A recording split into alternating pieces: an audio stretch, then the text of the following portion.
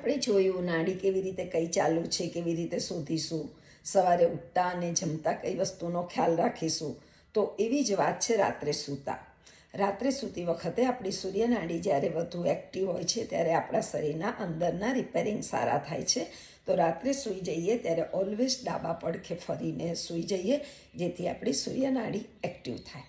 હવે દિવસ દરમિયાનની જુદી જુદી પ્રવૃત્તિ વખતે જે નાડી ચાલે છે અને નાડીને ફેરબદલી કરવી છે તો કેવી રીતે થાય?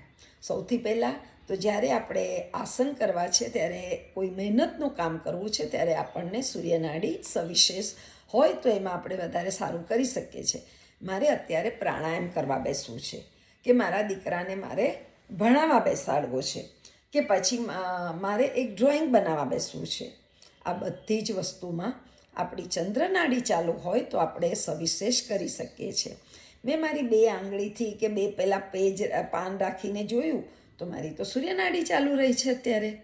તો મારે ચંદ્રનાડીને ચાલુ કરવી છે, તો આ આપણી જોડે બોલ છે કે નાના નેપકિનનો ગોળ બોલ બનાવ્યો છે, એને જ્યારે હું જમણી બાજુ મૂકી દઈશ એટલે મારી ડાબી બાજુની નાડી ચાલુ થઈ જશે. તો મેં મારી સૂર્યનાડીમાંથી ચંદ્રનાડીની ફેરબદલી કરી. જ્યારે મને હાઇપર એસિડિટી થઈ ગઈ છે કે મારું બ્લડ પ્રેશર વધી ગયું છે, મેં લાઇન ઓફ ટ્રીટમેન્ટ મારી જે છે એ તો લીધી જ, પણ આ નાડી બદલવાથી એમાં પણ ફાયદો મળશે. એ જ વાયસે વર્ષા જ્યારે મારું બ્લડ પ્રેશર લો થઈ ગયું છે અને મેં ચેક કર્યું તો મારી ચંદ્રનાડી ચાલે છે, તો મારે એને સૂર્યનાડી ચાલુ કરી દેવાની. આ જ રીતે તો મારું બ્લડ પ્રેશર થોડું નોર્મલ થઈ જશે. સાથે આપણી લાઇન ઓફ ટ્રીટમેન્ટને તો ફોલો કરવી જ. હવે વાત છે દુખાવાની. તો કોઈ પણ દુખાવા સ્વર વિજ્ઞાન પ્રમાણે નાડીની ફેરબદલી કરવાથી બને છે.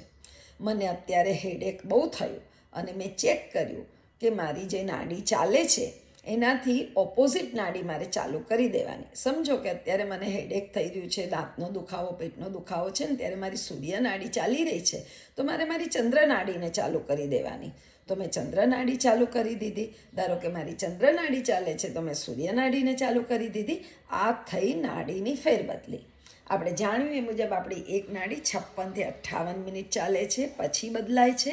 પણ આપણે આ અભ્યાસ દ્વારા જ્યારે નાડીના ફેરબદલી કરીએ છીએ ત્યારે અંદરની સિસ્ટમમાં, શરીરમાં ફેરફાર થાય છે ને આપણા દુખાવામાં રાહત મળે છે, એવું સ્વરશાસ્ત્રનું માનવું છે. તો આપણે કે ઉઠતી વખતે શું કરીશું, જમતી વખતે શું કરીશું, આપણે કોઈ તકલીફ થાય ત્યારે શું કરીશું, એ બધું નોલેજ મેળવી લીધું છે.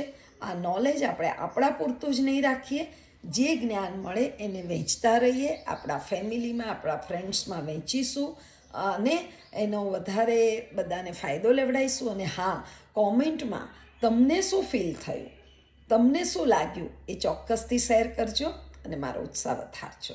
જય શ્રી કૃષ્ણ.